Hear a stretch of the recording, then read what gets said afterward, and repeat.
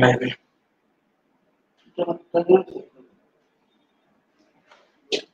উল্টা বুঝতে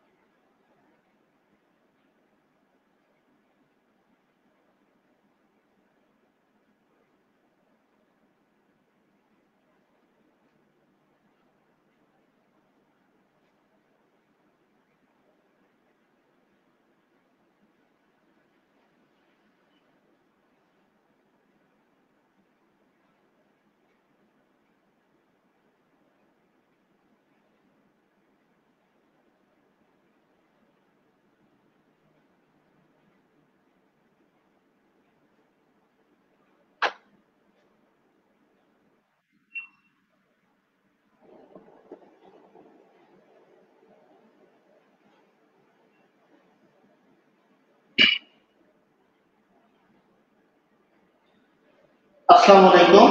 আমার কথা কি আপনারা স্পষ্ট শুনতে পাচ্ছেন কিনা এবং বোর্ডকে ক্লিয়ার দেখা যায় কিনা একটু কমেন্ট করে জানাবেন প্লিজ। সুরজ হাসান, ওয়ালাইকুম আসসালাম।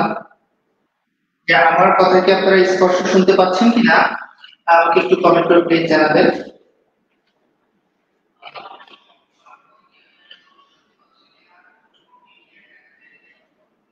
আজকে আমরা ঢাকা বিশ্ববিদ্যালয়ের 2022-23 শিক্ষাবর্ষে ক্ষয়নিকে এই ভিজিট ভর্তি পরীক্ষায় ভিজিট প্রশ্নটি এসেছিল, সেই প্রশ্নটির উপরে আমরা ক্লাসটি নেব। আশা করি যে এই প্রশ্নগুলো আপনি যদি ভালো করে সুন্দর করে ব্যাখ্যা বুঝে একটু প্র্যাকটিস করেন, তাহলে একদিকে যেমন আপনার প্রস্তুতি ভালো হবে, তেমনি ভাবে আপনি ঢাকা বিশ্ববিদ্যালয় ভর্তি পরীক্ষার প্রশ্নপত্র প্যাটার্ন সম্পর্কে একটি স্বচ্ছ ধারণা পেয়ে যাবেন। আপনারা জানেন যে 2019 সেশন থেকে ঢাকা বিশ্ববিদ্যালয় ভর্তি পরীক্ষায় যে নতুন একটি পরিবর্তন এসেছিল, তখন যে এমসিকিউ পাশাপাশি ডিটেইল প্রস্তুতি, যে আপনারা এই শেষ 5 বছরে প্রশ্নপত্র দিকে নজর রাখলে তাহলে আপনার ভর্তি পরীক্ষার সম্পর্কে একটা পূর্ণাঙ্গ ধারণা পাবেন, এটা আশা করা যায়। কে কোন জাতিকে আপনারা জয়েন করছেন একটু প্লিজ কমেন্ট করে জানান এবং ক্লাসকে একটু শেয়ার করে দিন। আপনি পরবর্তীতে আপনার সুবিধা মতো চাইলে ক্লাসটি থেকে আপনি অনেক ধরনের নিতে পারবেন।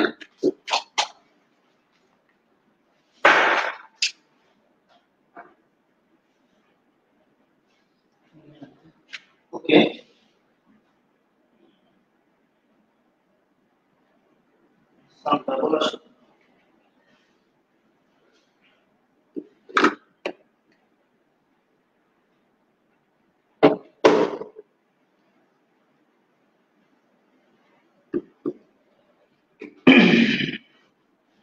এখন দেখেন সাউন্ড কি স্পষ্ট আসছে কিনা। সাউন্ড আসলে ক্লিয়ার হয়ে যাওয়ার কথা, আমি মাইক্রোফোন চেঞ্জ করে নিয়েছি। এখন সাউন্ড স্পষ্ট কিনা একটু কমেন্ট করে জানাবেন। আর যে যেখান থেকে জয়েন করেছেন প্লিজ একটু তার দৃষ্টি একটু করবেন, কমেন্ট করবেন এবং ক্লাসটি আপনাদের একটু শেয়ার করে রাখুন আপনাদের সুবিধার্থে। তাহলে চলুন আমরা আজকে ক্লাস শুরু করি। শুরু করার আগে আমরা যে জন্য আমরা আসলে ক্লাসগুলো নিচ্ছি, আপনারা সকলেই অবগত আছেন যে আগামী 18ই মে সেট নামক আমাদের যে অনলাইন প্ল্যাটফর্ম, এই প্ল্যাটফর্ম থেকে একটি মেধাবৃত্তি পরীক্ষার আয়োজন করা হয়েছে। যারা 2024-25 সেশনে আপনারা এসএসসি পরীক্ষা দিবেন, তাদের জন্য এইখানে অর্থাৎ মানবিক বিভাগ যে খয়নিতে 10 বছরের প্রশ্নপত্রের আলোকে আমরা প্রশ্নপত্র সাজাবো। সেখানে ইংরেজি 40 নম্বর থাকবে, বাংলা 40 নম্বর এবং সাধারণ জ্ঞান 20 নম্বর থাকবে। অর্থাৎ আপনি শুধুমাত্র শেষ 10 বছরে ঢাকা বিশ্ববিদ্যালয় প্রশ্ন পড়লেই যে সেটা ভালো করবেন সেটা এমন না। আমরা যেটা চেয়েছি সেটি হলো যে আপনারা প্রশ্নপত্রগুলো যতটা বিশ্লেষণ করে আমরা ক্লাস দিব এর মধ্য থেকে আপনাকে সাজিয়ে গুছিয়ে প্রশ্ন তৈরি করে দেওয়া হবে। আশা করি আপনারা যদি প্রত্যেকেই ক্লাসটি সুন্দরভাবে এই 30টি এর উপরে 30টি আমরা ক্লাস রেখেছি, এই 30টি ক্লাস যদি আপনি সুন্দরভাবে শেষ করতে পারেন তাহলে এবং এর পাশাপাশি প্রত্যেকটি প্রশ্নের ব্যাখ্যা সহ সমাধান করতে পারেন তাহলে আপনি সেই পরীক্ষা ভালো করতে পারবেন। যে আপনারা জানেন যে আমরা টোটাল 100 জনকে মোট 100 জনকে এই পরীক্ষার মাধ্যমে পুরস্কার দেব। এই 100 জনকে পুরস্কার দিব তাহলে তো আসলে 100 জন শিক্ষার্থী পরীক্ষাটা দেবে না। পরীক্ষা আমার জানা মতে যে আজকে পর্যন্ত হয়তো প্রায় 3000 শিক্ষার্থী রেজিস্ট্রেশন সম্পন্ন করেছেন। আমাদের একটা বিষয় যে আগামী 18 মের পূর্বে হয়তো 20,000 শিক্ষার্থী এই পরীক্ষার জন্য রেজিস্ট্রেশন করবে। অর্থাৎ আপনি কিন্তু এই জায়গায় কিছু স্পষ্ট ধারণা পেয়ে যাবেন আপনার প্রস্তুতির ক্ষেত্রে যে 20,000 শিক্ষার্থীর মাঝে আপনি পরীক্ষা দিলে আপনার কোন জায়গায় ঘাটতি রয়েছে সেই জায়গাগুলো আপনি চিহ্নিত করতে পারবেন।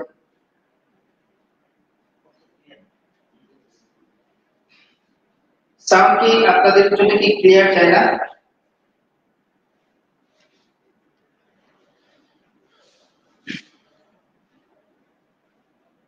সমস্যা কি?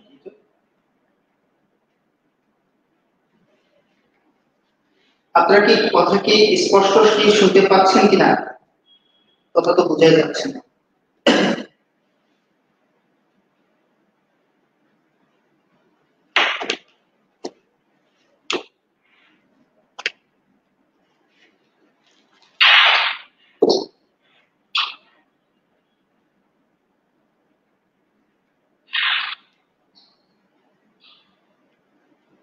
আচ্ছা ঠিক আছে, আমি সাউন্ডটা একটু দেখতেছি যে আসলে সমস্যাটা কি।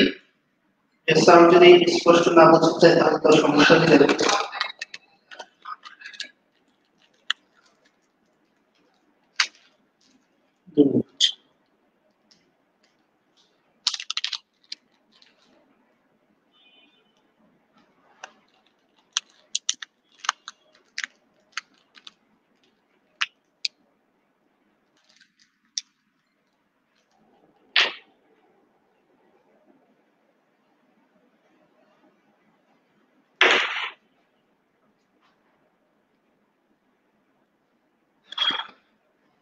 আমি মাইক্রোফোনটা নতুন নিয়েছি কিন্তু আমি বুঝতেছি না যে এটা আসলে সমস্যাটা কি। বুঝতে পেরেছি কথা স্পষ্ট না।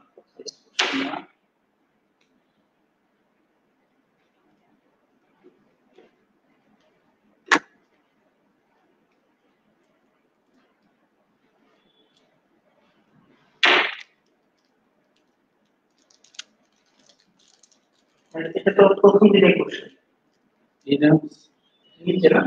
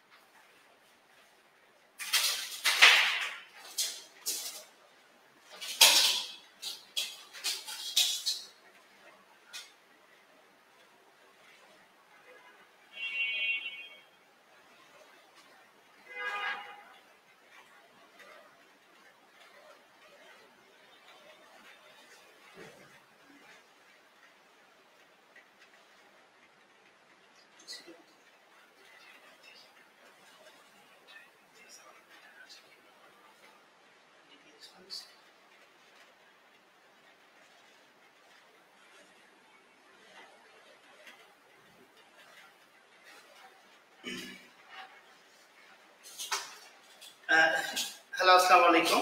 এখন একটু কমেন্ট করে জানাবেন যে এখন সাউন্ডটা আসলে স্পষ্ট আসছে কিনা। যে একটু কমেন্ট করে প্লিজ জানান যে সাউন্ড এখন কি শোনা যাচ্ছে কিনা, স্পষ্ট কিনা, ক্লিয়ার কিনা। আর যে এখানে জয়েন করেছে প্লিজ একটু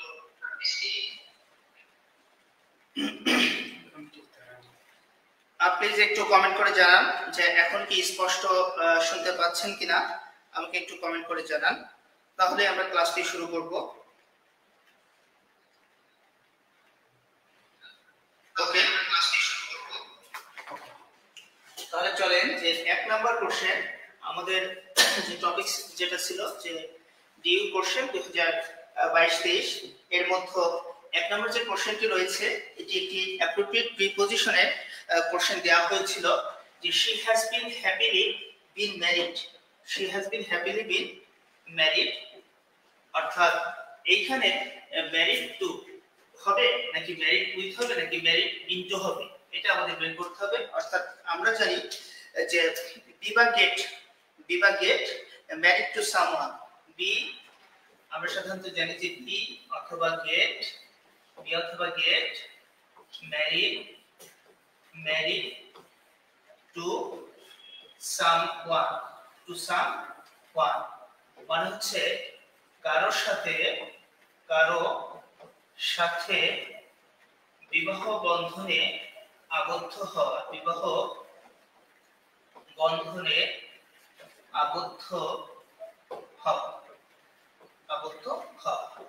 তাহলে এটি একটি অ্যাপ্রোপ্রিয়েট প্রিপজিশন। এখানে এই অ্যাপ্রোপ্রিয়েট প্রিপজিশনের ক্ষেত্রে যে এখানে আপনার কোনো গ্রামারের ক্রাশমা ঘটানোর কিছু নেই, অর্থাৎ যার যত অ্যাপ্রোপ্রিয়েট প্রিপজিশন পড়া থাকবে এর উপর যত বেশি প্র্যাকটিস থাকবে তার ভালো করার সম্ভাবনা বেশি। তাহলে আমরা জানলাম যে বি বা get married to someone, be বা গেট ম্যারিড টু সামওয়ান মানে কারোর সাথে বিবাহ বন্ধনে আবদ্ধ হওয়া। আশা করি আপনারা এই প্রথম প্রশ্নের ব্যাখ্যাটি বুঝতে পেরেছেন। যে তাহলে আপনারা নিশ্চয়ই এতক্ষণে বুঝে গিয়েছেন যে 1 নম্বর প্রশ্নের সঠিক উত্তরটা আসলে কি হবে। 1 নম্বর প্রশ্নের সঠিক উত্তর হবে ম্যারিড টু। তাহলে she has happily been married to the poet for the last 10 years, অর্থাৎ একজন কবিকে সে শেষ 10 বছর পূর্বে বিবাহ করে, অর্থাৎ কবির সাথে সে কি সুখী রয়েছে। তাহলে আমরা দেখলাম যে ম্যারিড টু, তাহলে ম্যারিড টু মানে হচ্ছে কারোর সাথে বিবাহ বন্ধনে আবদ্ধ হওয়া। তাহলে চলুন এবার কোশ্চেন নাম্বার 2 এ যাব।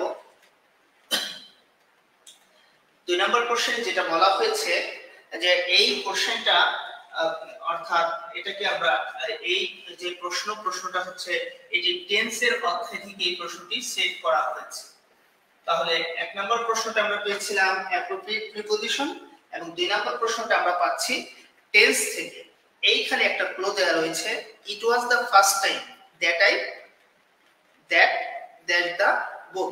তাহলে আপনারা এই 2 নম্বর প্রশ্নের সঠিক উত্তর আপনারা দিবেন। যে প্লিজ আপনারা একটু দ্রুত কমেন্ট করে জানান যে 2 নম্বর প্রশ্নের সঠিক উত্তর আসলে কি হবে। It was the first time that the book, অর্থাৎ এটি একটি সাবঅর্ডিনেট ক্লজ, অর্থাৎ কমপ্লেক্স সেন্টেন্সের যুক্ত বাক্য যেখানে প্রিন্সিপাল ক্লজ রয়েছে it was the first time. তাহলে প্রিন্সিপাল ক্লজ যদি ইট ওয়াজ দ্য ফার্স্ট টাইম থাকে তাহলে দ্যাট পরবর্তী ক্লজটি কি হবে, যা আমি ইতিমধ্যে আমার এখানে দুজনের উত্তর পেয়েছি সোমা পাল এবং প্রীতি পাল, ওনারা দুজনই এই প্রশ্নের উত্তরটি সি করেছে। আচ্ছা, আমরা মনে রাখার চেষ্টা করব যে যদি এরকম থাকতো, it is the first time অথবা সেকেন্ড টাইম অথবা থার্ড টাইম অথবা সেকেন্ড বা থার্ড বা ফোর্থ, এভাবে যাই থাকতো, যদি it is the first time, it is the second time বা it is the third time থাকতো, তাহলে পরবর্তী অংশটা হতো প্রেজেন্ট পারফেক্ট। Present perfect. দেখুন যে it is the first time, it is the second time অথবা it is the third time অথবা it is the fourth time, এমন যদি থাকতো তাহলে আমরা করতাম প্রেজেন্ট পারফেক্ট টেন্স। কিন্তু এখানে ইট ইজ না থেকে যখন আপনার থাকবে হচ্ছে ইট ওয়াজ দ্য ফার্স্ট বা সেকেন্ড বা third time, it was the first বা সেকেন্ড বা থার্ড টাইম যখন থাকবে, তখন পরবর্তী অংশ হবে পাস্ট পারফেক্ট। Past perfect. তাহলে আমরা কি বলেছি? আমরা বলেছি it is the first time, it is the second time অথবা it is the third time যদি থাকে, তাহলে আমরা দ্যাট পরবর্তী অংশটা করব হচ্ছে প্রেজেন্ট পারফেক্ট। আর যদি ইট ইজ না থাকে, যদি সেখানে it was the first time, it was the second time, it was the third time থাকে, তাহলে আমরা দ্যাট পরবর্তী অংশটা করব পাস্ট পারফেক্ট।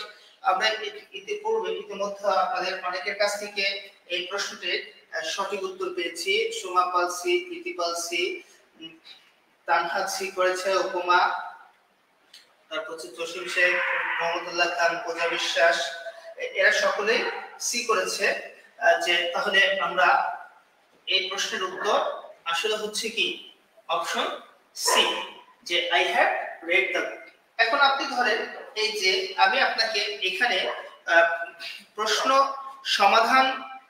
প্রশ্নপত্র আছে একটি, কিন্তু আমি কিন্তু প্রশ্ন দুটি সমাধান করেছি। অর্থাৎ আমি আপনাকে পড়িয়েছি যে প্রশ্ন ছিল ইট ওয়াজ দ্য ফার্স্ট টাইম। এখন আপনার পরীক্ষার সময় এখানে আমি কি করলাম যে ইট ওয়াজ না দিয়ে ইট is the first time that, তাহলে আমরা তখন উত্তর করতাম কি that I have read the book. অর্থাৎ এই যে আপনাকে যে আমরা প্রশ্নপত্র বিশ্লেষণ থেকে যখন আমরা প্রশ্নপত্র প্রস্তুত করব, এর জন্য যে আহামরি অনেক কিছু লাগবে বিষয়টা এমন না।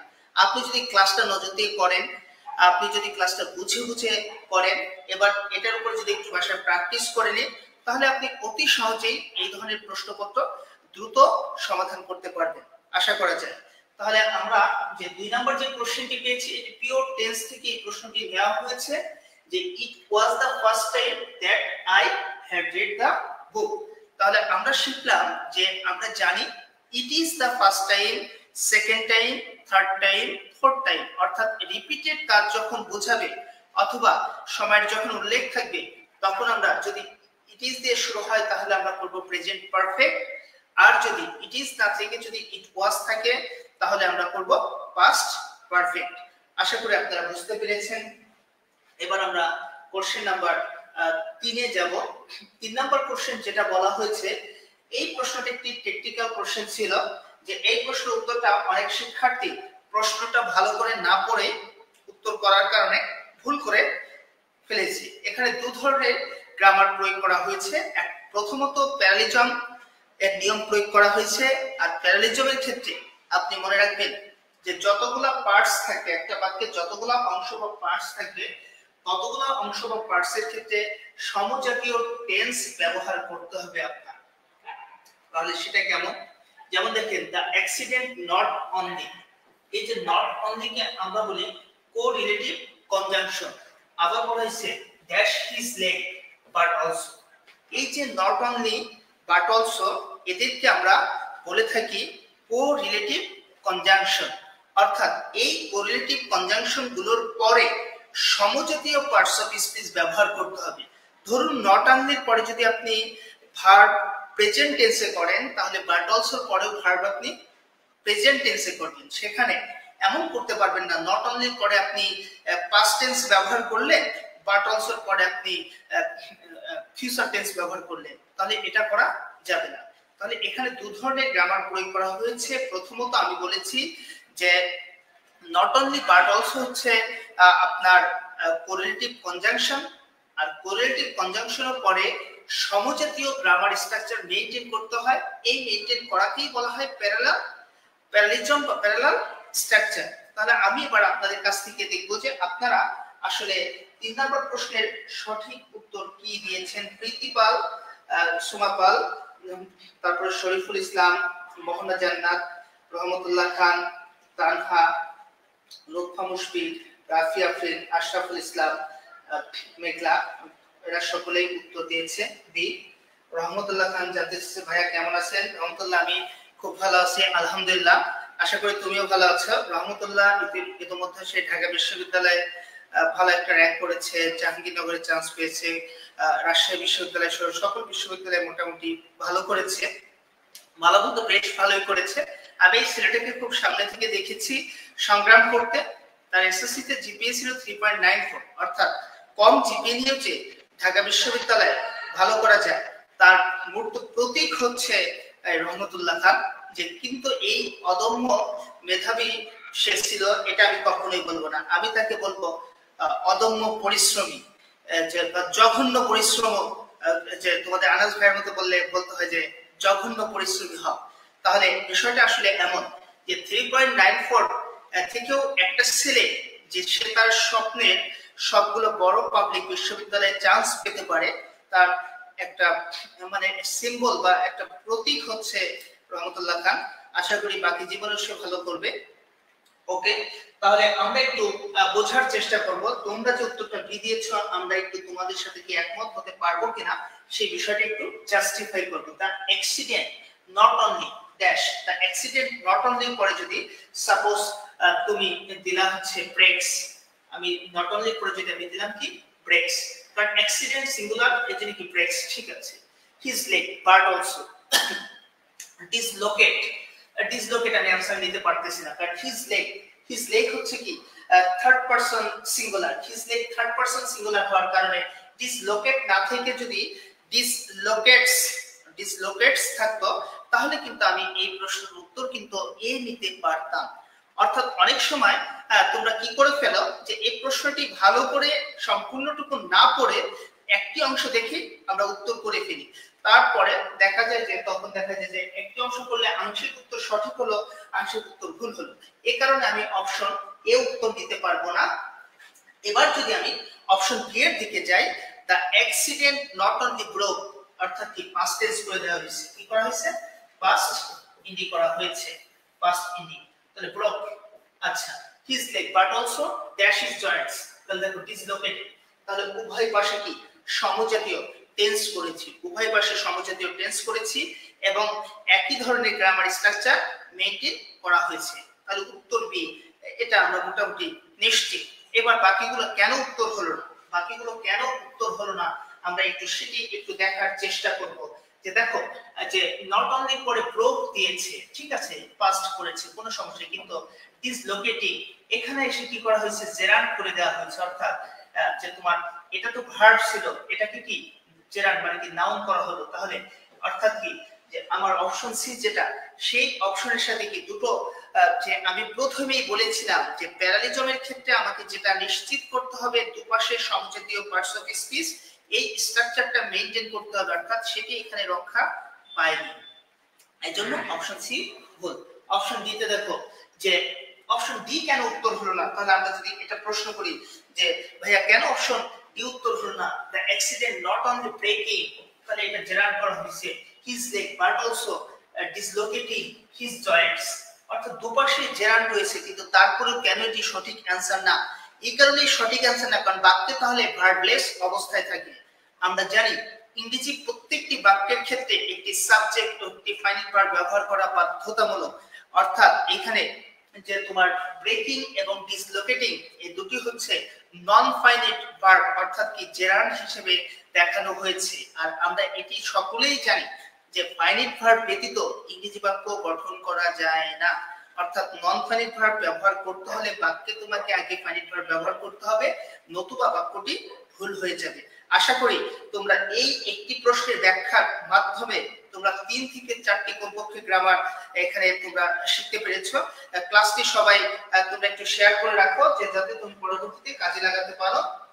ওকে, এবং তোমরা তোমাদের জন্য একটা গুড নিউজ আমি দিচ্ছি, সেটা হচ্ছে যে তোমরা যে সর্বোচ্চ পরিমাণ যদি তোমরা তোমার বন্ধুদেরকে ক্লাস মেনশন দাও এবং শেয়ার করো, তাহলে তাদের মধ্যে থেকে বাছাই করে আমরা প্রত্যেকটি ক্লাস থেকে একজনকে করে বই গিফট করব।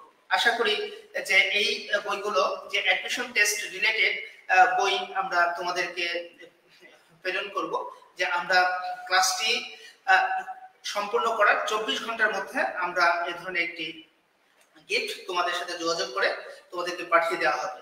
আশা করি যে তোমরা আমাদের ক্লাসের মাধ্যমে বেনিফিশিয়ারি হতে পারবে।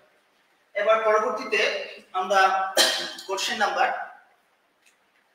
4 এ যদি যাই, 4 নম্বর কোশ্চেন যেটি ছিল যে 4 নম্বর কোশ্চেনটি সম্পর্কে বলা হয়েছে I do not mind dash negative feedback if it is true।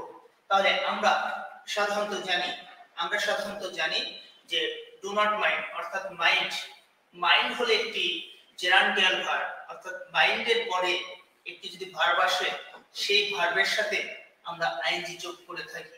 তাহলে আমরা মাইন্ডকে বলি হচ্ছে জেরান্ডিয়াল ভার্ব, অর্থাৎ এমন কিছু ভার্ব রয়েছে যে সকল ভার্বের পরে আরেকটি ভার্ব আসলে সেই ভার্বটি জেরান্ড হবে। মাইন্ড জেরান্ডিয়াল ভার্ব, কিন্তু মাইন্ডের সাথে কিন্তু আইএনজি যুক্ত হবে না, অর্থাৎ মাইন্ডের পরে যখন আরেকটি ভার্ব আসবে সেই ভার্বের সাথে আমরা আইএনজি যোগ করে থাকি। তাহলে আই ডু নট মাইন্ড, তাহলে আমাকে কি করতে হবে এখানে অ্যাকসেপ্টিং করতে হবে। মোটামুটি তোমরা সকলেই উত্তরটা অ্যাকসেপ্টিং দিয়েছো, এজন্য সকলকে ধন্যবাদ।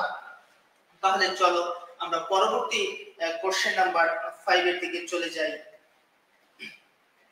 যে 5 নাম্বার প্রশ্ন যেটি রাখা হয়েছে, 5 নাম্বার প্রশ্নে যেটি বলা হয়েছে সেটি হলো you should not dash at strangers that way. তাহলে তোমরা একটু দ্রুত 5 নাম্বার প্রশ্নের সঠিক উত্তর করে ফেলো যে you should not dash at strangers that way. তাহলে স্টিয়ার মানে হচ্ছে এক দৃষ্টিতে তাকিয়ে থাকা, গ্লান্স হচ্ছে এক পলক ফেলা, সি মানে দেখা, অবজার্ভ মানে তো তোমরা বুঝে নজরদারিতে রাখা। তাহলে এখানে আসলে সঠিক উত্তরটা আসলে কি হবে, যে 5 নাম্বার প্রশ্নের সঠিক উত্তর আসলে কি হওয়া উচিত, you should not dash at strangers that. তাহলে আমরা দেখতেছি যে আসলে এখানে অ্যাপ্রোপ্রিয়েট প্রিপজিশনের প্রয়োগ ঘটানো হয়েছে।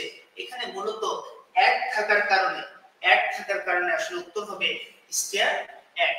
তাহলে আমরা জানি স্টেয়ার অ্যাট শব্দটির অর্থ হচ্ছে কারো দিকে বা কোনো কিছুর দিকে এক দৃষ্টিতে তাকিয়ে থাকা। তাহলে কারো দিকে বা কোনো কিছুর দিকে যখন এক দৃষ্টিতে তাকিয়ে থাকা বোঝাবে, তখন সেক্ষেত্রে আমরা স্টেয়ারের পরে অ্যাট প্রিপজিশন গ্রহণ করব। বাকিগুলোর ক্ষেত্রে আমরা প্রিপজিশন গ্রহণ করতে পারতেছি না, বিধায় এগুলো গ্লান্স, সি, অবজার্ভ এখানে উত্তর হয়নি।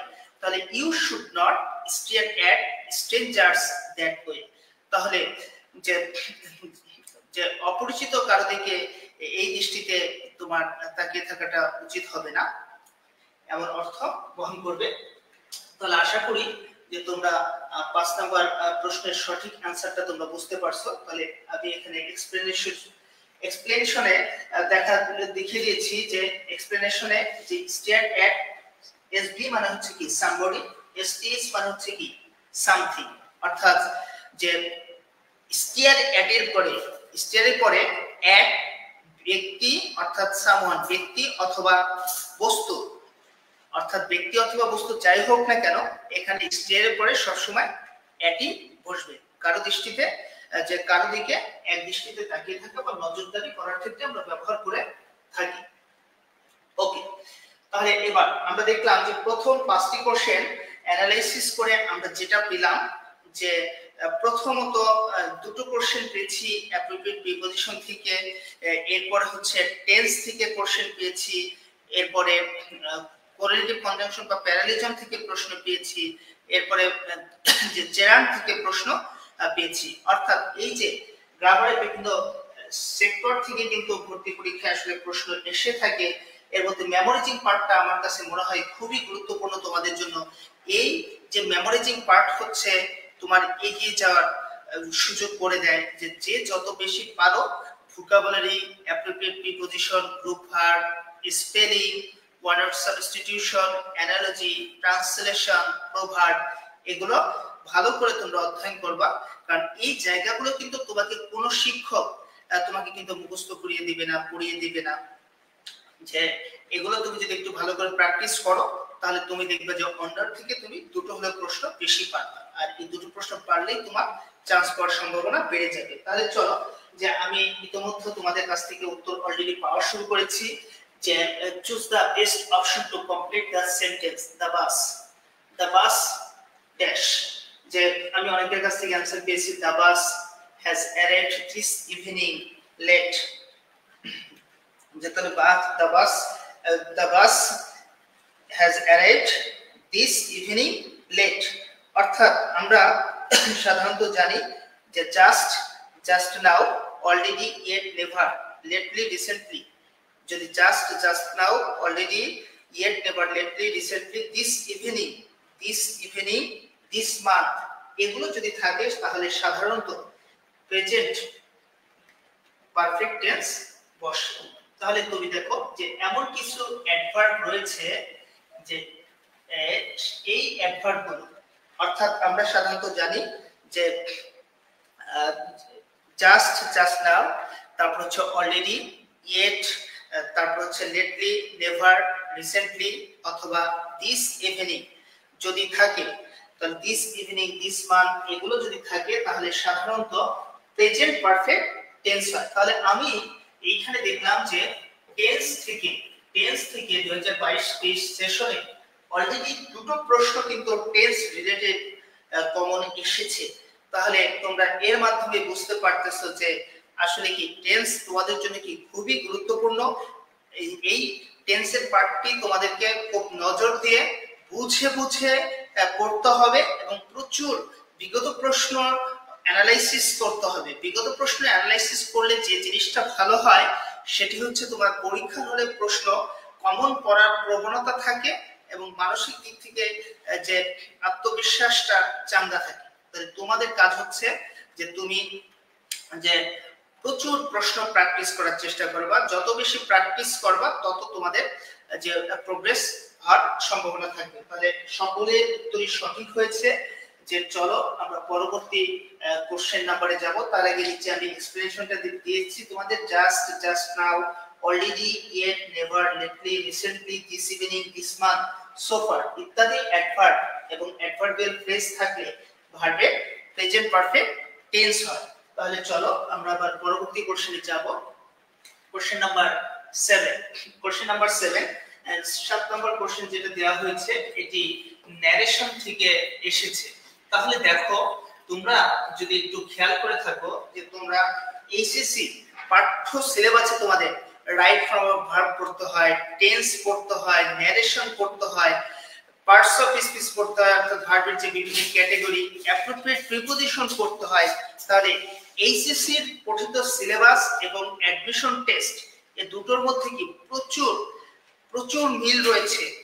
কিন্তু প্রশ্নের সমস্যাটা কোথায়? সমস্যা হচ্ছে যে এইচএসসি লেভেলে আমরা এক ধরনের প্রিপারেশন নিয়ে থাকি, অর্থাৎ যে টাইপের প্রস্তুতি নেই বা যে টাইপের প্রশ্নপত্র আসে অ্যাডমিশন টেস্টে ঠিক ওই টাইপের আসে না। এখানে এমসিকিউ কে প্রাধান্য দিয়ে প্রশ্নপত্র তৈরি করা হয়।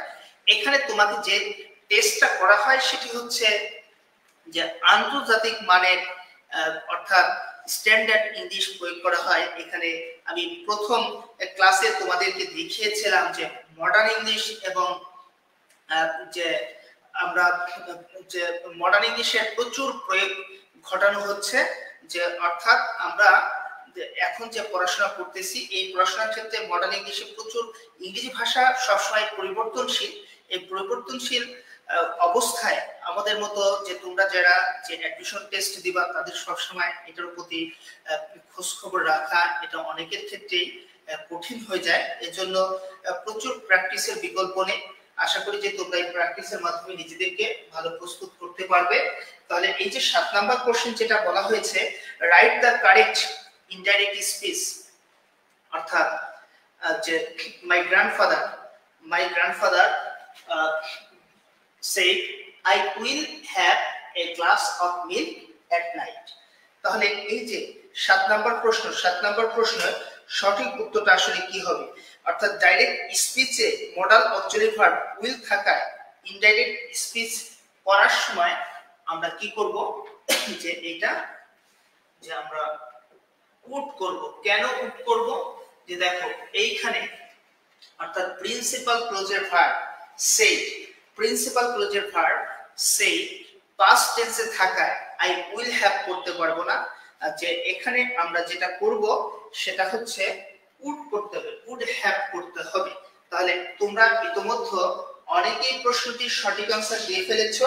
যে 7 নাম্বার প্রশ্নের সঠিক উত্তর হিসেবে তোমরা সকলেই সি করেছো, my grandfather said that he would have a glass of milk at night। এটা হলো কেন?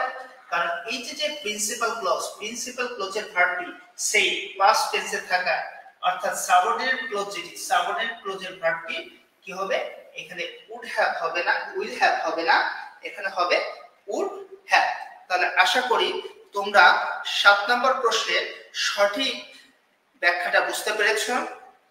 তাহলে চলো আমরা কোশ্চেন নাম্বার 8 এ চলে যাব। 8 নম্বর কোশ্চেন যেটা বলা হয়েছে আমার কাছে, দেখি আমরা কোশ্চেনটা আসলে কি জানতে চাওয়া হয়েছে চুজ দ্য কারেক্ট সেন্টেন্স, অর্থাৎ সঠিক বাক্য কোনটি? she felt humiliated at her own lack of insight। অর্থাৎ বিভিন্ন ভাবে এভাবে তোমাদের জন্য অপশন সাজানো হয়েছে। তোমরা দ্রুত 8 নম্বর প্রশ্নের সঠিক অ্যানসারটা একটু বের করে ফেলো, যে 8 নম্বর প্রশ্নের সঠিক উত্তরটা আসলে কি হবে। যে আমরা প্রথমেই জানি যে আসলে ফিল হচ্ছে লিংকিং ভার্ব, আর ফিল হচ্ছে কি লিংকিং ভার্ব। আমরা সাধারণত জানি যে লিংকিং ভার্ব হচ্ছে নন অ্যাকশন ভার্ব মানে কি? আমরা সকলেই জানি ভার্বকে সাধারণত মডিফাই করার জন্য ভার্বের পরে অ্যাডভার্ব বসে। সেই ভার্বটা তখনই অ্যাডভার্ব বসবে যখন ভার্বটি অ্যাকশন ভার্ব হবে। অ্যাকশন ভার্ব মানে যে ভার্ব দ্বারা আসলে কাজ করা বোঝাবে, সেই ভার্বকে আমরা অ্যাকশন ভার্ব বলে থাকি। আর যে ভার্ব দ্বারা কাজ করা না বুঝিয়ে বরং নাউন বা প্রোনাউনের দোষ, গুণ, সংখ্যা, পরিমাণ, অবস্থান নির্দেশ করে, সেই ভার্বকে আমরা নন অ্যাকশন ভার্ব বা লিংকিং ভার্ব বলে থাকি। আর নন অ্যাকশন ভার্ব বা লিংকিং ভার্বের পরে সাধারণত কমপ্লিমেন্ট হিসেবে অ্যাডজেক্টিভ বা নাউন উভয়ই বসতে পারে। এখন প্রশ্ন হচ্ছে যে তোমরা 8 নম্বর প্রশ্নের উত্তর যে করেছো অনেকেই করেছে, শুধুমাত্র আমি একজনের কাছ থেকে উত্তর বি পেয়েছি। যে সেটা কারণটা কি আমরা একটু দেখার চেষ্টা করব। দেখো শির পরে তো আসলে ফিল হতে পারবে না, যদি শির পরে ফিলস থাকতো তাহলে সেটা আনসার হতে পারতো। এখন শি ফিলস থাকলে সেটা উত্তর হতে পারতো, অথবা শি ফেল্ট। ঠিক আছে, শি ফেল্ট হিউমিলেটেড। আচ্ছা, কেন হিউমিলেটিং উত্তর হলো না? দেখো at her one lack of insight। আচ্ছা, যখন she felt humiliated at her one lack of insight, অর্থাৎ যে সে তার ভাগ্য খারাপ হওয়ার কারণে সে আসলে কি লজ্জিত, অর্থাৎ সে কিন্তু অন্য কিছুর কারণে লজ্জিত হয়েছে। অর্থাৎ এখানে অ্যাকশন রিসিভারের কাজ করার কারণে, অর্থাৎ ভার্ব থেকে আমরা দু জাতের অ্যাডজেক্টিভ পাই। যখন ভার্ব থেকে অ্যাডজেক্টিভ আসবে, অর্থাৎ ভার্ব থেকে অ্যাডজেক্টিভ একটা হচ্ছে আইএনজি যুগে আর একটা হচ্ছে ইডি বা পিপি যুগে। অর্থাৎ কখন আমরা আইএনজি যুগে অ্যাডজেক্টিভ বানাবো অর্থাৎ পার্টিসিপল বানাবো, আর কখন ইডি যুগে পার্টিসিপল বানাবো? যখন সাবজেক্ট অ্যাকশন ডুয়ারের ভূমিকা পালন করবে, অর্থাৎ সাবজেক্ট নিজের কাজটি সম্পূর্ণ করবে, তখন হচ্ছে আমরা আইএনজি যুক্ত ভার্বকে পার্টিসিপল বা অ্যাডজেক্টিভ হিসেবে তৈরি করব। আর যখন আমরা ইডি বা পিপি যোগে আমরা অ্যাডজেক্টিভ তৈরি করব, তখন উক্ত ভার্বটি সাবজেক্ট হবে অ্যাকশন রিসিভার। তাহলে সাবজেক্ট যখন অ্যাকশন রিসিভার হবে তখন পিপি বা ইডি যোগে আমরা পার্টিসিপল গঠন করব। যে কারণে দেখো শি ফেল্ট হিউমিলিটি, অর্থাৎ সে লজ্জিত অনুভব করেছে, অর্থাৎ কি অন্য কোনো কিছু, তার কি ভাগ্যর কারণে, অর্থাৎ এই যে এখানে অ্যাকশন রিসিভার হওয়ার কারণে শি ফেল্ট হিউমিলিটি হয়নি, না হলে উত্তর কিন্তু শি ফেলস হিউমিলিটি হতে পারতো যদি অ্যাকশন ডোয়ার হতো। তাহলে আশা করি তোমরা এই প্রশ্নের ব্যাখ্যাটি তোমাদের কাছে ক্লিয়ার হয়ে গেছে। যখন সাবজেক্ট অ্যাকশন ডোয়ার হবে তখন আইএনজি যুক্ত ভার্বটি পার্টিসিপল বা অ্যাডজেক্টিভ হিসেবে গঠিত হবে। আর যখন সাবজেক্ট অ্যাকশন রিসিভার হবে তখন ইডি বা পিপি যোগে তোমার ভার্বটি অ্যাকশন রিসিভারের ভূমিকা পালন করবে। আশা করি তোমরা বুঝতে পেরেছো। তাহলে এবার চলো আমরা কোশ্চেন নাম্বার 9 এর দিকে যাব। 9 নম্বর প্রশ্ন আসলে কি বলেছে সেটা একটু বোঝার চেষ্টা করব। Because of its global status and colonial history, English is often considered to have dash. তাহলে এইখানে আসলে কি হবে এটা আমাদের বুঝতে হবে। মনোপলি, আমরা জানি যে মনোপলি শব্দের অর্থ হচ্ছে একচেটিয়া সুবিধা ভোগ করা, আর হেজেমনি শব্দের অর্থ হচ্ছে বিশ্বব্যাপী আধিপত্য বিস্তার করা। তারপরে হচ্ছে যে আমরা জানি যে স্যান্টিমনি শব্দের অর্থ হচ্ছে লোক দেখানো বা বোধ ধার্মিকতা, আর হচ্ছে ইকোনমিটি হচ্ছে যে তোমার সমতা বা প্রশান্তি, একতা, এই টাইপের অর্থ বহন করবে। তাহলে এই যদি অবস্থা হয় তাহলে আমরা এই প্রশ্নের উত্তর আসলে কি নেব? যে তোমরা ইতিমধ্যে উত্তর করেছো ভাইয়া, এটি উত্তর হবে হেজিমনি, অর্থাৎ অপশন বি। কারণ কি, because of its global status and colonial history, অর্থাৎ বৈশ্বিক যে সক্ষমতা এবং colonial history, English is often considered to have, অর্থাৎ হেগেমনি, অর্থাৎ ইংরেজি ব্রিটিশরা যখন তোমার সারা বিশ্বব্যাপী কলোনি অর্থাৎ শাসন করে, সারা বিশ্ব শাসন করে, তারা যে সকল দেশ শাসন করে সেটা কমনওয়েলথভুক্ত বা যারা যেখানে তাদের আধিপত্য বিস্তার করার জন্য যে জায়গাগুলো নিয়েছিল সেটাকে কলোনিয়াল হিস্টোরি হিসেবে অন্তর্ভুক্ত করা হয়। অর্থাৎ এখানে কি করেছিল, ইংরেজি ভাষার আধিপত্য সেই সকল অঞ্চলে ছড়িয়ে পড়েছিল। এই জন্য এখানে উত্তর হিসেবে যে হেজেমনিকে আমরা গ্রহণ করব। আশা করি সকলেই বুঝতে পেরেছেন এবং আপনাদের সকলের উত্তরই সঠিক হয়েছে। তাহলে চলুন আমরা কোশ্চেন নাম্বার 10 এ যাব। 10 নম্বর কোশ্চেন যেটা বলা হয়েছে যে ফাইন্ড দ্য কারেক্ট সেন্টেন্স, 10 নম্বর প্রশ্নের সঠিক উত্তরটি বের করতে বলা হয়েছে। যে আমরা একটু দ্রুত 10 নম্বর প্রশ্নের সঠিক উত্তর বের করে ফেলি। যে এখানে চারটা অপশন দেওয়া হয়েছে। যে 10 নম্বর প্রশ্নে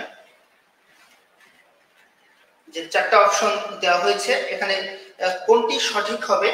তোমরা একটু 10 নম্বর প্রশ্নের উত্তরটি একটু দ্রুত দেওয়ার চেষ্টা করো। আচ্ছা, 10 নম্বর প্রশ্নের উত্তর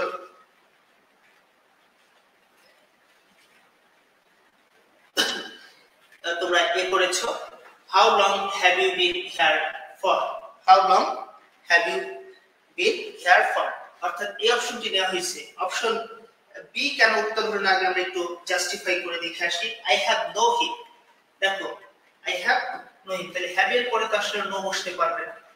হ্যাভ এর পরে নো ভার্বের কি পাস্ট পার্টিসিপল ফর্ম হতো।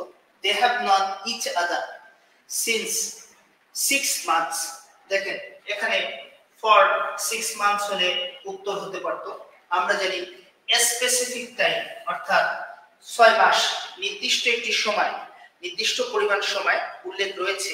স্পেসিফিক টাইম বা নির্দিষ্ট পরিমাণ সময় যখন উল্লেখ থাকে তখন সেখানে আসলে সিন্স ব্যবহার করতে হয় না, তখন সেখানে ফর ব্যবহার করতে হয়। আর যে ক্ষেত্রে শুরুটা নির্দিষ্ট আছে কিন্তু শেষ থাকে না সেক্ষেত্রে আমরা সিন্স ব্যবহার করি। আচ্ছা, এবার অপশন ডিতে this is the worst tsunami since 10 years, তাহলে এখানে কি সিন্স না হয়ে কি হবে ফর 10 ইয়ার্স থাকলে সেটি আনসার হতে পারত। ওকে, যার কারণে এই প্রশ্নের সঠিক উত্তর দেখতেছি যে আমরা অপশন বি, অপশন সি এবং অপশন ডি ট্রেনিং মেথড প্রয়োগ করেছি, অর্থাৎ কাটাছেঁড়া করে অপশন বি এবং সি এবং ডি এই তিনটি অপশনকে আমরা বাদ দিয়ে দিয়েছি। তাহলে হাউ লং থাকলে আমরা জানি সেক্ষেত্রে প্রেজেন্ট পারফেক্ট টেন্স করতে হয়। এজন্য যে হাউ লং থাকার কারণে এখানে উত্তর হবে how long have you been here for. তাহলে তোমরা যারা 10 নম্বর প্রশ্নের উত্তর এ করেছিলে, যারা 10 নম্বর প্রশ্নের উত্তর এ করেছিলে তাদের সকলেরই উত্তরটি সঠিক হয়েছে। এজন্য সকলকে আমি ধন্যবাদ জানাচ্ছি যে সঠিক উত্তরটি জাস্টিফাই করে বের করে ফেলার জন্য। তাহলে চলো পরবর্তীতে আমরা কোশ্চেন নাম্বার 11 অর্থাৎ 11 নম্বর প্রশ্ন, যে 11 নম্বর প্রশ্নের সঠিক উত্তর কি এটা আমাকে জানতে চাওয়া হয়েছে। তাহলে আমরা দেখলাম যে এই যে 10 নম্বর প্রশ্ন যেটা এটাও কিন্তু টেন্স থেকে এসেছে। তাহলে তোমরা কি এটা কি খেয়াল করলা যে আমি 11টা কোশ্চেনের ভিতরে অলরেডি 3টা প্রশ্নই টেন্সের অধ্যায় থেকে সেট করা হয়েছে। তাহলে টেন্স বা রাইট ফর্ম অফ ভার্ব, অর্থাৎ রাইট ফর্ম অফ ভার্ব বলতেও টেন্সের একটি অংশকে বোঝানো হয়। তাহলে রাইট ফর্ম ভার্ব আর টেন্স কতটা গুরুত্বপূর্ণ তোমাদের জন্য এর মাধ্যমে কিন্তু তোমরা বুঝতে পারলে। তাহলে চলো যে আমরা এবারে 11 নম্বর প্রশ্ন সঠিক অ্যানসারটা আসলে কি হবে। আচ্ছা, বলা হয়েছে বাট আসলে কখন প্রিপজিশন, যে I am sure no one but যখন এক্সেপ্ট, মনে রাখবা বাট যখন এক্সেপ্ট বা ব্যতীত অর্থ দিবে, এক্সেপ্ট বা ব্যতীত অর্থ দিবে তখনই বাট হবে প্রিপজিশন। কিন্তু বাট যখন কিন্তু অর্থ দেয় তখন বাটটা হয় কি কনজাংশন। তাহলে তোমরা উত্তর করতে পারো যে তোমরা ইতিমধ্যে অনেকে উত্তর করে ফেলেছো যে তাহলে আমরা কি বললাম যে বাট যখন ব্যতীত অর্থ দিবে তখন বাটটি প্রিপজিশন হবে। তাহলে তোমরা অনেকে উত্তর করেছো, অনেকের উত্তরই আসলে হয়েছে I am sure no one but he could do such a thing. তাহলে আমরা একটু বাকিগুলা একটু যদি দেখি, he does not seem to be interested in anything but play with toys, I can not but, তাহলে ক্যান নট বাট তো এখানে যে to admire, there is no alternative but, তাহলে শেষের অপশন ডিটা হচ্ছে কি যে এখানে কনজাংশন হয়ে গেছে। তারপরে ক্যান নট বাট, এটা তো বুঝতে পারতেছো যে ক্যান নট বাট এর পরে আমরা জানি যে ইনফিনিটিভ বসে, অর্থাৎ টু প্লাস ভার্ব বসে। তাহলে আমরা যে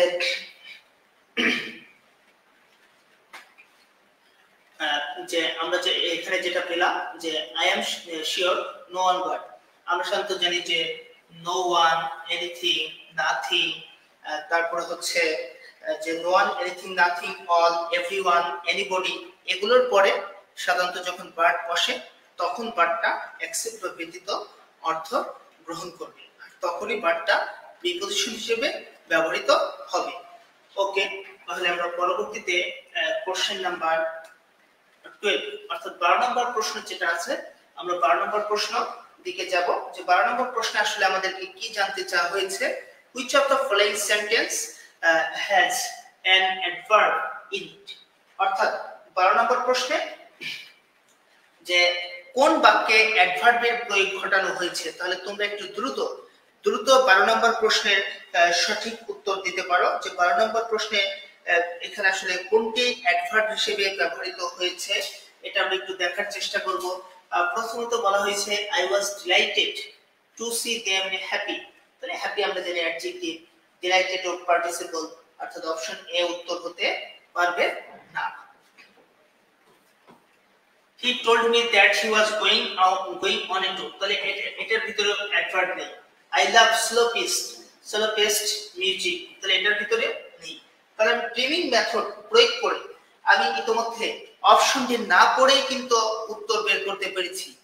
যে আমি যদি ট্রিমিং মেথড প্রয়োগ করি তাহলে এখানে অপশন এ এবং বি এবং সি কে বাদ দিয়ে দিতে পারতেছি। তাহলে ডি নাম্বার কেন উত্তর হলো, চলো শিখে যাই। and they lived happily, দেখো লিভ হচ্ছে একটি যে আমরা বলবো অ্যাকশন ভার্ব বলতে পারি, কারণ এইখানে লিভ মানে কি বাস করা, তাহলে এখানে কি কাজ করা বোঝাচ্ছে, তাহলে যে ভার্ব দ্বারা কাজ করা বোঝায় সেই ভার্বকে আমরা বলে থাকি অ্যাকশন ভার্ব। এজন্য লিভের পরে কি হবে, হ্যাপিলি হবে। তাহলে হ্যাপিলিটা কি, যে আমরা জানি হ্যাপি হচ্ছে অ্যাডজেক্টিভ আর হ্যাপিলি হচ্ছে কি অ্যাডভার্ব। তাহলে সুতরাং 12 নম্বর প্রশ্নের সঠিক অ্যানসারটা হচ্ছে অপশন ডি, যেখানে আমরা হ্যাপিলিকে অ্যাডভার্ব হিসেবে পেয়েছি। তাহলে আমাকে প্রশ্নের কর্তা আমার কাছে জানতে চেয়েছিল নিচের 4টি বাক্যের মধ্যে কোন বাক্যটিতে অ্যাডভার্বের প্রয়োগ ঘটানো হয়েছে। তাহলে আমরা দেখলাম যে অপশন ডি যেটি, and they lived happily ever after, তাহলে এই বাক্যে আমরা সাধারণত জানি যে অ্যাডভার্বের প্রসঙ্গ যখন আমাদের সম্মুখে আসে, আসলে অ্যাডভার্ব মানে কি, অ্যাড যোগ ভার্ব, অর্থাৎ ভার্বকে যোগ করার জন্য যে আসে তাকেই আমরা বলি অ্যাডভার্ব। তাহলে সহজভাবে আমরা বলেছি যে অ্যাডভার্বের সৃষ্টি বা জন্ম হয়েছে কার জন্য, ভার্বের জন্য। তাহলে ভার্বের জন্য, যে ভার্বকে যুক্ত করার জন্য বা যোগ করার জন্য অ্যাডভার্বের সৃষ্টি করা হয়েছে। তাহলে অ্যাডভার্ব প্রধানত ভার্বকে মডিফাই করার জন্য সৃষ্টি করা হয়েছে। শুধুমাত্র একটি ভার্ব, লিঙ্কিং ভার্ব, যেটি লিঙ্কিং ভার্ব দ্বারা কাজ করা বোঝায় না, এজন্য লিঙ্কিং ভার্ব বাদে যত ভার্ব আছে সেই ভার্বকে মডিফাই করে থাকে অ্যাডভার্ব। তাহলে এই যে এখানে লিভড ভার্বকে মডিফাই করেছে কি অ্যাডভার্ব হ্যাপিলি, এজন্য উত্তর যে অপশন ডি। আশা করি তোমরা বুঝতে পেরেছো। তাহলে চলো পরবর্তীতে আমরা কোশ্চেন নাম্বার 13 অর্থাৎ 13 নম্বর কোশ্চেনে যাব। যে এতক্ষণ ধরে আমরা যে কোশ্চেনগুলো করেছি তার মধ্যে যে টেন্স ছিল, রাইট ফ্রম ভার্ব ছিল, তারপর হচ্ছে প্যারালিজম ছিল, পার্টস অফ স্পিচ ছিল, প্রিপজিশন ছিল। এখন আমরা 13 নম্বর কোশ্চেন যেটা পেয়েছি, the synonym of the word progress. তাহলে আমরা সকলেই জানি যে প্রোগ্রেস শব্দটির অর্থ হচ্ছে উন্নতি বা সমৃদ্ধি, উন্নতি বা সমৃদ্ধি। আচ্ছা, তাহলে তোমরা দ্রুত আনসার করতে পারবে যে পারফরম্যান্স, রিগ্রেশন, অ্যাডভান্সমেন্ট, এনহ্যান্সমেন্ট। তাহলে এনহ্যান্সমেন্ট হচ্ছে বৃদ্ধি, বৃদ্ধি আর উন্নতি কিন্তু এক নাম। তাহলে অ্যাডভান্সমেন্ট হচ্ছে কি, যে উন্নতি, সমৃদ্ধি এমন ধরনের অর্থ বোঝাবে। তোমরা অনেকেই সঠিক আনসার দিয়েছো, আমি যার কারণে আর এটিকে ব্যাখ্যা করতে চাচ্ছি না। তাহলে অর্থাৎ আমাকে 13 নম্বর প্রশ্নের সঠিক আনসার হচ্ছে প্রোগ্রেস বা অ্যাডভান্সমেন্ট হচ্ছে উন্নতি, পারফরম্যান্স কার্য সম্পাদন, রিগ্রেশন, যে রিগ্রেশন মানে হচ্ছে পশ্চাৎগতি মানে পিছিয়ে যাওয়া এমন বোঝাবে, এনহ্যান্সমেন্ট মানে বৃদ্ধি বা সম্প্রসারণ। তাহলে এই প্রশ্নের সঠিক উত্তর হচ্ছে অপশন সি, অ্যাডভান্সমেন্ট। তাহলে চলো এবার আমরা কোশ্চেন নাম্বার 14 নম্বর কোশ্চেন আমরা যেটা যাব সেটি হচ্ছে কারেক্ট স্পেলিং। তাহলে আমি দেখো গতদিন অর্থাৎ প্রথম ক্লাসে ঢাকা বিশ্ববিদ্যালয় 2023-24 অর্থাৎ এই যে লাস্ট যে সেশনটা গেল, এই সেশনের প্রশ্ন অ্যানালাইসিস করেছিলাম আমরা। সেখানে একটি সিনোনিম, একটি অ্যান্টোনিম পেয়েছিলাম, একটি স্পেলিং পেয়েছি। আজও কিন্তু দেখো 22-23 এর কোশ্চেন ব্যাখ্যা করতে যে আমরা দেখলাম যে আমরা ইতিমধ্যে ভোকাবুলারি পেয়েছি, অ্যাপ্রোপ্রিয়েট প্রিপজিশন পেয়েছি। আমরা গতদিনে অ্যাপ্রোপ্রিয়েট প্রিপজিশন পেয়েছিলাম, আজকে আমরা পেয়েছি, আজকে অ্যাপ্রোপ্রিয়েট প্রিপজিশন দুটো পেয়েছি, আবার এর পাশাপাশি স্পেলিং পেয়েছি। তাহলে তোমরা যারা ঢাকা বিশ্ববিদ্যালয়ে বিএড ভর্তি পরীক্ষা দিবে তাদের জন্য মেমোরাইজিং পার্টে 3টা জিনিস খুবই গুরুত্বপূর্ণ। প্রথমত হচ্ছে ভোকাবুলারি অর্থাৎ সিনোনিম, অ্যান্টোনিম, দ্বিতীয়ত হচ্ছে অ্যাপ্রোপ্রিয়েট প্রিপজিশন, তৃতীয়ত হচ্ছে স্পেলিং। এই 3টা টপিকস থেকে কমপক্ষে তোমাকে 3টা থেকে 4টা প্রশ্ন করাই হবে। তাহলে তুমি যে যদি মেমোরাইজিং পার্টের যারা একেবারেই দুর্বল তারা সব না পড়ে কমপক্ষে আগে এই 3টি পার্টকে ভালো করে তোমরা পড়তে পারো। এর জন্য তোমাদের কাছে যে ধরনের বই বা নোটস থাকে সেগুলো থেকে হেল্প পেতে পারো। বাজারে প্রচুর বই আছে, চাইলে তোমরা সেই জায়গা থেকে হেল্প নিতে পারো। যা আমারও একটা বই রয়েছে ইংলিশ মেমোরি নামে, তোমরা চাইলে এটা থেকেও তোমরা হেল্প নিতে পারো। যে এখানে আমি খুব সুন্দর করে সাজিয়ে গুছিয়ে মেমোরাইজিং পার্টটা আলোচনা করে দিয়েছি এবং প্রচুর প্র্যাকটিস পরীক্ষা রাখা হয়েছে যাতে তোমরা এই পার্টে ভালো করতে পারো এবং শর্টকাট কিছু মেথড, টেকনিক্স, প্রয়োগ করা হয়েছে, যেগুলো মাধ্যমে তুমি তোমার যে মেমোরাইজিং পার্টের প্রস্তুতি আরো বেশি করে নিতে পারবা বা তোমাকে হেল্প করবে তোমার সঠিকভাবে প্রস্তুতি নিতে। তাহলে তোমরা 14 নম্বর প্রশ্নের সঠিক উত্তর দিয়েছ অনেকেই। যে 14 নম্বর প্রশ্নের সঠিক উত্তর হিসেবে এ দিয়েছ যে উপরোক্ত যে বানানগুলো রয়েছে নিম্নোক্ত বানানের ভিতরে নশা নশা শব্দটি অর্থাৎ বমি বমি ভাব এই শব্দটি হচ্ছে সঠিক, আর বাকিগুলোর মধ্যে হচ্ছে যে স্পেস সুইট যে SPACESUI অর্থাৎ যে find the correctly spelled word. তাহলে এই প্রশ্নের সঠিক উত্তর হিসেবে আমরা যে কি করব যে এ নাম্বার নশা এটি সঠিক, আর বাকি অপশনগুলোতে ভুল রয়েছে। যে তোমরা ম্যান্ডেটরিতে টির পরে এ বসবে, তারপর হচ্ছে ডিসিমিনেট মানে প্রচার করে এখানে ডাবল এস হবে। আশা করি তোমরা বুঝতে পেরেছো। তাহলে এবার 15 নম্বর প্রশ্ন যেটা রয়েছে, চলো 15 নম্বর প্রশ্নটি আমরা সলভ করি। 15 নম্বর প্রশ্নটি যেটি বলা হয়েছে যে identify the type of sentence. যে দেখো গতদিনও আমরা এমন একটি প্রশ্ন সলভ করেছিলাম, আমরা যেখানে বলেছিলাম যে মডার্ন ইংলিশ এ সেন্টেন্স হচ্ছে যে 4 প্রকার। সেটা হচ্ছে ডিক্লারেটিভ, তারপর হচ্ছে তোমার ইম্পারেটিভ, তারপর হচ্ছে এক্সক্লেমেটিভ, আর একটা হচ্ছে ইন্টারোগেটিভ। তাহলে এইখানে আজকে যেটা আমাকে জানতে চাওয়া হয়েছে, সো লেট ফ্রিডম বিং from the prodigious hilltops of New Hampshire, অর্থাৎ I have a dream যে তোমরা যে এই প্যাসেজটি পড়েছো মার্টিন লুথার কিং এর I have a dream, এখান থেকে এই প্রশ্নটি সাজানো হয়েছে। অর্থাৎ তুমি দেখো যে তোমার আমি গত দিন বলেছিলাম যে টেক্সট বুকের প্রত্যেকটি লাইন ব্যাখ্যা করে তোমাদের পড়া উচিত। যে তুমি যদি প্রত্যেকটি লাইন ব্যাখ্যা করে করে পড়ো যে এর মধ্যে কি কি ধরনের গ্রামার প্রয়োগ ঘটানো হয়েছে, তাহলে তোমার টেক্সট বুক থেকে যত ধরনের প্রশ্নপত্র তৈরি করা হবে এই প্রশ্নপত্রগুলো তুমি সহজেই সমাধান করতে পারবে।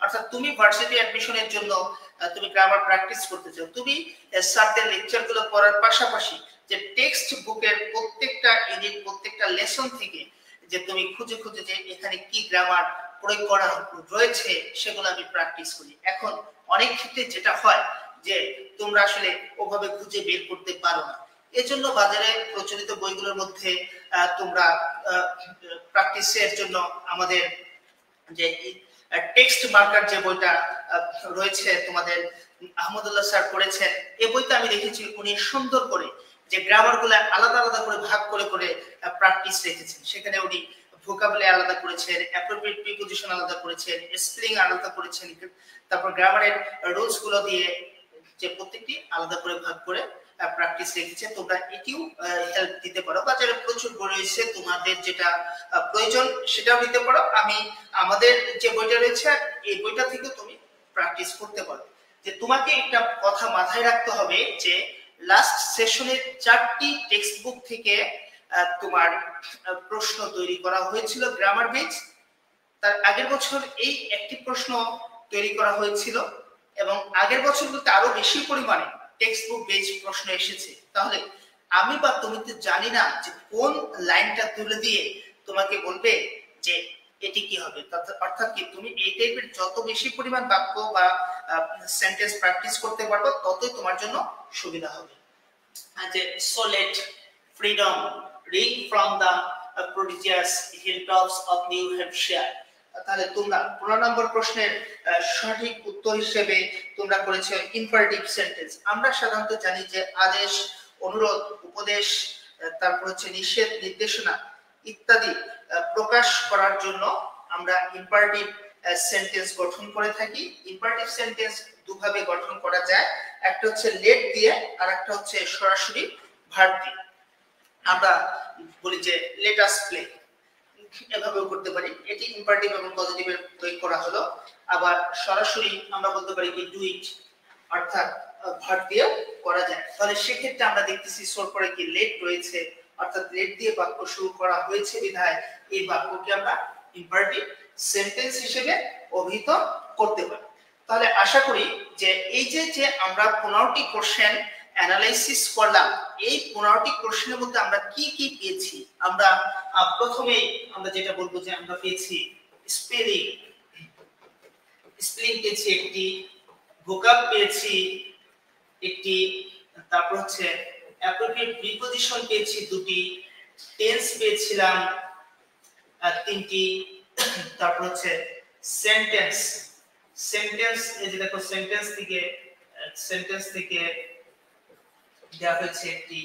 এরপরে হচ্ছে আমরা যদি দেখি পার্টস অফ স্পিচ অর্থাৎ যে অ্যাডভার্ব নির্ণয় করতে বলেছিল একটি, তারপর হচ্ছে প্যারালিজম থেকে দেওয়া হয়েছিল একটি।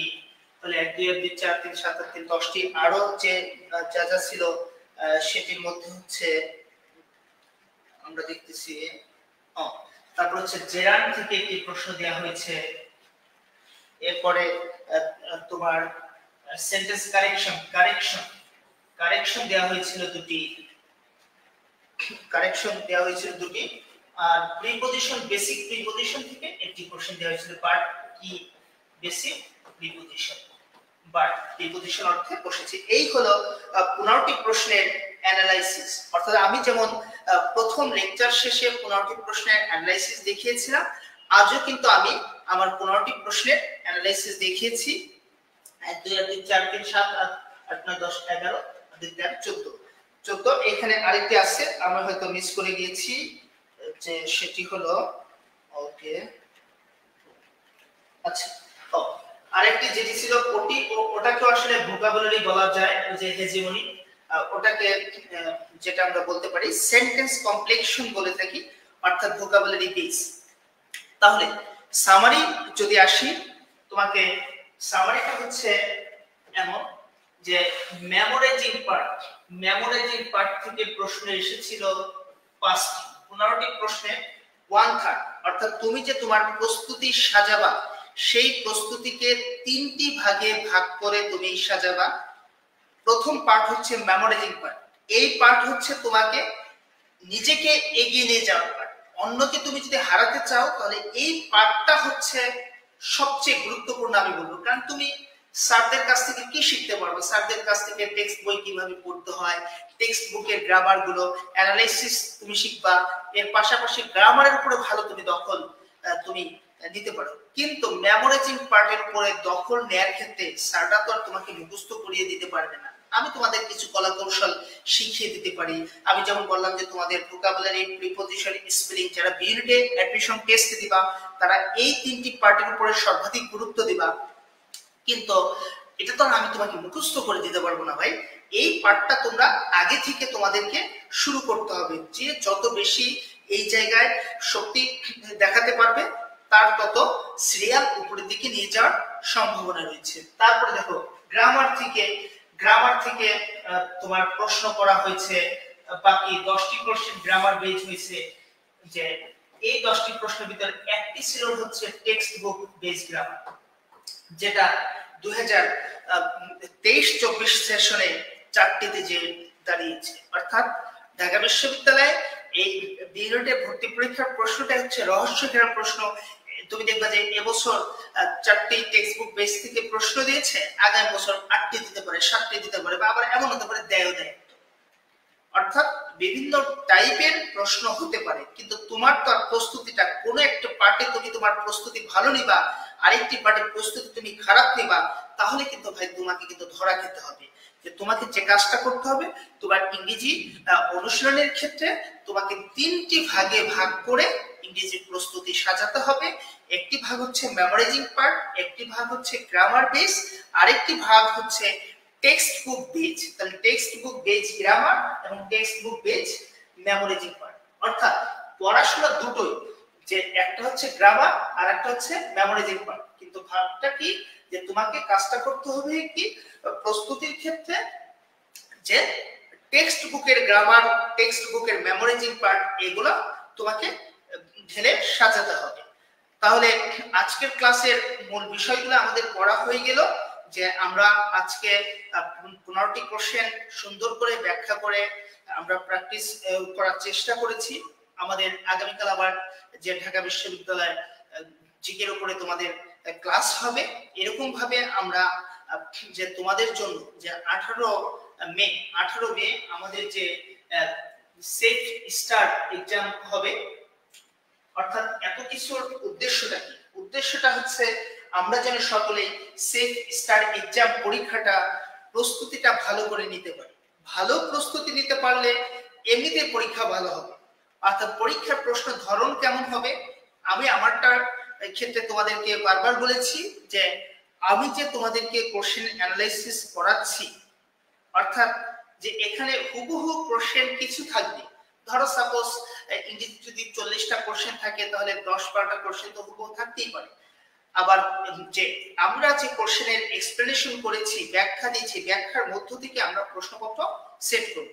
তাহলে আমাদের যে সেফ স্টার্ট এবছর 100 জন শিক্ষার্থীকে আমরা মেধাভিত্তিক পরীক্ষা দিব। আমি আবার একটু স্মরণ করে দিই তোমাদের, প্রথম পুরস্কার হিসেবে আমাদের থাকবে 40,000 টাকা সমমূল্যের, দ্বিতীয় পুরস্কার 25,000 টাকা, তৃতীয় পুরস্কার 15,000 টাকা, চতুর্থ থেকে দশম পর্যন্ত 6,000, 11 থেকে 50তম পর্যন্ত 5,000 টাকা পর্যন্ত আমাদের 5,500 টাকা পর্যন্ত আমাদের পুরস্কার থাকবে, এবং 51 থেকে 100তম পর্যন্ত 60% ডিসকাউন্ট থাকবে। আমরা তোমাদের এই যে 18 মে এর পরে আমরা যে কাজটা করব, তোমাদের যে এইচএসসি পরীক্ষার জন্য যে তোমাদের বোর্ড বই গুলো রয়েছে, এই সকল অর্থাৎ একাডেমিক সিলেবাসের যে পড়াশোনা রয়েছে, সেই একাডেমিক পড়াশোনার উপর আমরা বাকি টাইমটা ক্লাস নেব, যাতে তোমাদের পরীক্ষা প্রস্তুতিটা ভালো হয়। এই কাজটা আমরা করব ইনশাআল্লাহ। আশা করি তোমরা সে পর্যন্ত ভালো থাকো, সুস্থ থাকো। তোমরা সকলেই এই সেফ স্টার এক্সামের রেজিস্ট্রেশনটা কমপ্লিট করবে এবং তোমার বন্ধুদেরকে উৎসাহিত করবে। এর মাধ্যমে তুমি বুঝতে পারবে যে তোমার যে প্রস্তুতিটা আসলে কতটুকু হয়েছে আর কতটা নিতে হবে। অর্থাৎ এখানে পুরস্কার পাওয়া, এটা আমার কাছে কোনো সার্থকতা নেই। আমার কাছে সার্থকতা হচ্ছে ঢাকা বিশ্ববিদ্যালয়ে চান্স পাওয়া। তুমি ঢাকা বিশ্ববিদ্যালয়ে চান্স পাওয়া মানে ওটা তোমার জীবনে আপত্কালীন এই যে এ পর্যন্ত যতটুকু এসেছে, এর মধ্যে সবচেয়ে বড় পাওয়া তোমাদের হয়ে যাবে। ওকে, সে পর্যন্ত তোমরা সুস্থ থাকো, ভালো থাকো। আমার জন্য দোয়া রাখবে, আমি তোমাদের জন্য দোয়া করি। আসসালামু আলাইকুম।